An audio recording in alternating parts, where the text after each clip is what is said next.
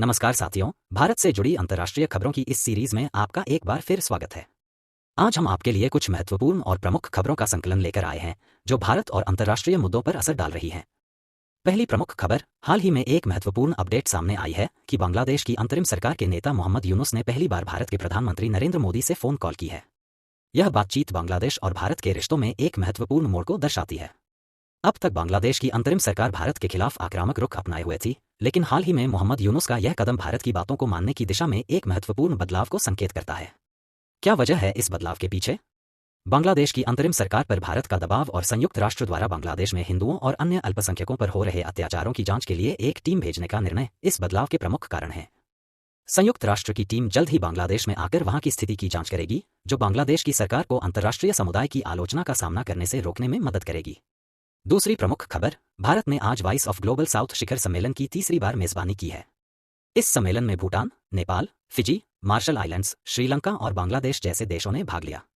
इस शिखर सम्मेलन का उद्देश्य भारत के साथ इन देशों के व्यापारिक और रणनीतिक संबंधों को मजबूत करना है।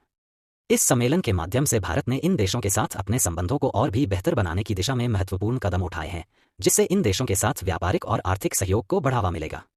अब बात करते हैं बांग्लादेश और भारत के बीच के मुद्दों पर। बांग्लादेश की अंतरिम सरकार की स्थिति ने भारत और अंतर्राष्ट्रीय समुदाय को चिंतित किया है, खासकर जब से शेख हसीना भारत में शरण लिए हुए हैं। बांग्लादेश की सरकार ने कई बार भारत से शेख हसीना को गिरफ्तार करने का अनुरोध किया है, जबकि शेख हसीना ने स्पष्ट किया है कि जब तक बांग्लादेश की स्थिति सामान्य नहीं होती, वे वापस नहीं जाएंगी।